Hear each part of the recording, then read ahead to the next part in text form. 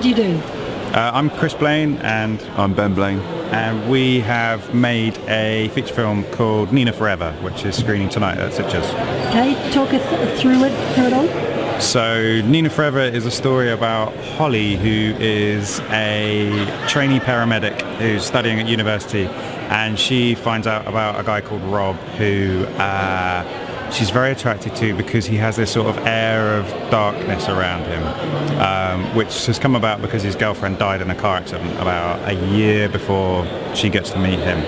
And Holly thinks she can help him. She can rescue him, come and bring him back from, he's in a really suicidal state. And so they start going out, and the first time that they make love, Nina comes back to life in the bed with them, all bloody and messed up like she was in the car accident she died in. And yeah, the film's basically in the main about their relationship between the three of them and how they try to make it work. Right. Yeah. Is it something either personal or, you know, with the script, how did it all come about?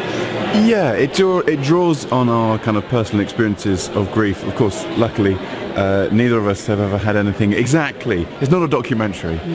Nothing like that has ever happened exactly to either of us. But it is very much a kind of, although we're kind of drawn to the genre elements, and that's kind of fun and hopefully kind of excites the audience.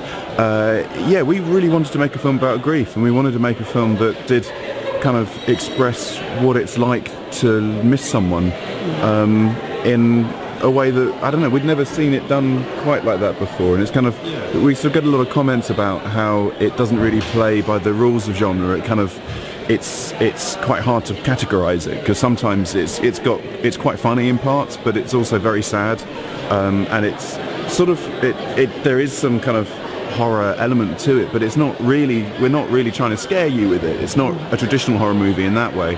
And Nina very much isn't a kind of a monster. She's, you care about her, and I think that we kind of, in a way, when you are grieving, you kind of feel it's a really strange time in your life. It's a really kind of magical time, and you feel very sad, but you also feel incredibly kind of ecstatic and weirdly horny, and you have this, just like you feel all emotions at once simultaneously. And I think that hopefully the film sort of captures that. Yeah, that's the idea.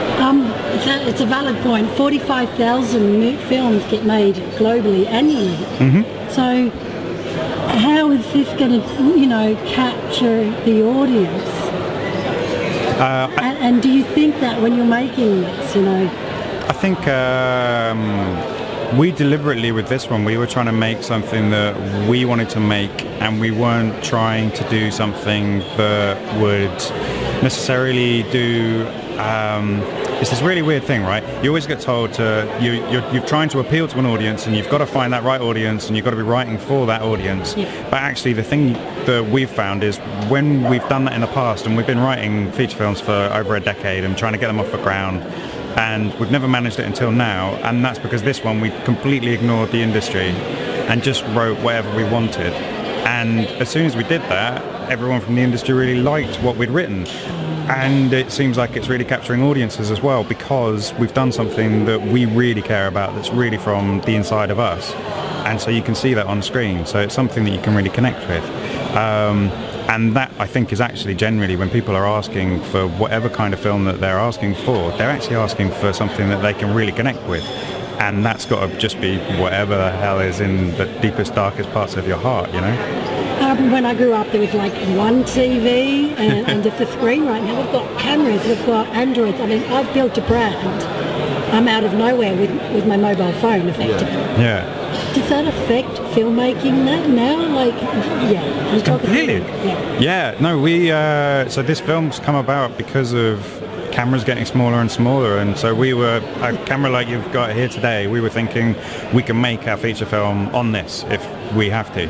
And so we'd saved up a bit of money. We'd been doing editing for television back in Britain, and yeah, so we thought the money that we've saved up, we could just make the film with that. And we actually raised more money because people really enjoyed the script, but it was still from the point of view of, if we have to, then it can be just us two shooting with DSLRs and you know, and a sound kit. Yeah, and you kind of, really freeing, really freeing to have that. And we just saw recently a film called Tangerine, which is also playing here at Sitges, which is all on iPhones.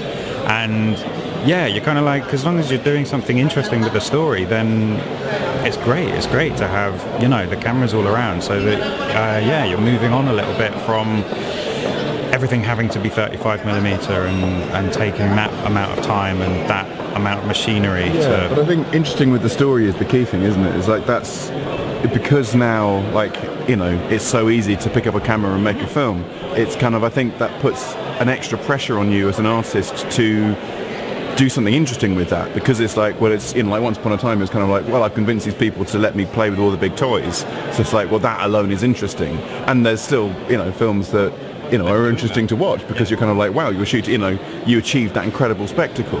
But if you don't have that spectacle and you just have kind of, you know, your mobile phone, what can you do with that? And it's like, what is the interesting story you can tell with that, and how do you actually connect with an audience? What do you know, what is it inside you that can come out through that is going to appeal to people and astonish them? I'm what you call disruptive marketing through social media. Social media marketing within this film, and do you play a role in that? Are you familiar with, like, Twitter and that? Can that really, talk us through how you're using it? Yeah, well, I mean, you know, we love Twitter, love kind of talking to people, to be honest. And Twitter's a great kind of way to make friends and to kind of like start conversations with people. Kind of like, it's a lovely way to kind of just connect with people that you wouldn't otherwise have ever met, you know. It's great. And we used Kickstarter with this film. Men's Style Fashion, we have a lot of Kickstarters. Yeah, talk us through that and why you use it. Also, we kind of deliberately used Kickstarter so that we could, because obviously we're a film with no budget, you know, and no kind of particular, you know, no one had any reason to know about our film. So we thought, well, if we use Kickstarter right at the start of the process, then that gives us a reason to start telling people that this film's being made, and it enabled us to kind of start reaching out to the people who've turned out to be our audience.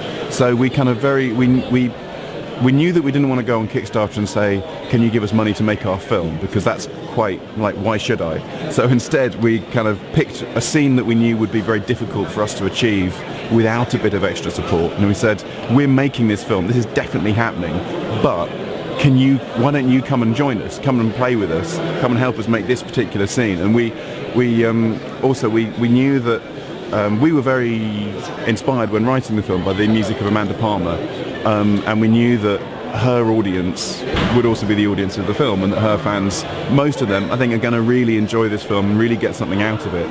And the Kickstarter was, again, a really great chance to reach out to her and kind of show her. We kind of cut together a kind of a visual teaser trailer of some of the best, kind of most interesting footage from the film, and we showed it to her, cut to one of her tracks, and said, could we use this on our Kickstarter? And very kindly she said, of course. And so she was tweeting about it, and then it gave us this fantastic vehicle for a film, you know, with, you know, very few kind of recognisable actors or kind of much of a kind of buzz about it. It gave us a great opportunity to kind of reach out to people and start saying, we're making this film and we think you're going to enjoy it. And it was lovely because, you know, people really responded to that trailer. They saw that, they heard the music, and you kind of went, oh yeah, I want to see that film. And they've stuck with us and they've come to see it. It's lovely. I want to talk about, I came up to you because I loved what you're wearing. Okay. My message is simple. I want to see men dress well. And I'm seeing some really poor dresses around here. You look great. Your image. Why is it important to make an effort? Especially an unknown kind of, you know, you guys are unknown really, in a way. I suppose it's that thing of, actually, with fashion and the kind of clothes that you wear, you decide to wear, there's no rules to it. It's just literally whatever you feel best in, what makes you feel like a good person, you know, like inside you're going, yeah, okay, I feel kind of good today. And that's, you know, a lot of that does come about from the way that you're dressing. So sometimes it's actually quite fun to turn up and be incredibly slobby, but then, you know, yeah, here you're kind of looking around, you're like, yeah, actually it's quite nice to dress up a little bit, because, you know, you're going to feel a little bit more special. Do you think people take you more seriously when you're making? Yeah, definitely. I mean, we kind of, actually, it's strange to see Ben today not in a suit. He generally when we're filming, yeah, we're suited pretty much all the time. which just gives it a nice, level of, we're taking this seriously. Definitely. And our costume person on the film, can you talk about that? so her name's Imogen Loveday Brown, and she's a stylist as well, and so she was really great for all the characters in the film. Generally, silhouettes aren't something that people think about so often, there's lots of layering going on and things like that, and she was always about making sure that the silhouette looks incredibly good. Like she's made the actors look great in the clothes that she's chosen. And the other thing is also our main character Holly is a kind of 19-year-old girl who really changes. She goes an incredible journey throughout the film, and it was really important to us and to Imogen right from the get-go to kind of work out how that journey that the character goes on is represented in her clothes, and so she really changes what she wears, and we kind of really staged that kind of very carefully across the duration of the film. And I think it's really nice, people often talk about, there are so many ways in which you tell a story, but what people wear is one of the most fundamental ways in which you tell a story in pictures, because it's so subtle, it's so visual, and just instantly, as an audience, you're watching it and you go, oh right, she's that sort of person, she's wearing that. Oh, suddenly she's put that jacket on. Oh, okay, I know where she's going. I know what she's trying to do. And it's kind of like you send out there's so much storytelling in what people wear. And I think that's also, again, it's like people, whatever you're wearing, people instantly make assumptions. And I think what's always really nice both in films and in reality is when you you slightly stop people being able to make those assumptions. It's like I think it's like they look at you and it's kind of like, no, hang on, I'm not sure what that... Yeah, I was making an assumption and now I'm not so sure what that assumption is. Now I'm on the back foot slightly, and it's kind of like, it kind of opens the door, I think. It's nice. Is there anything else? This is brilliant. Actually, talking about dressing up or not, and the clothes that you wear, we had a really strange experience. I want to move your pen. Sure. Just get a different visual now, and you in the background. You're going to love my editing.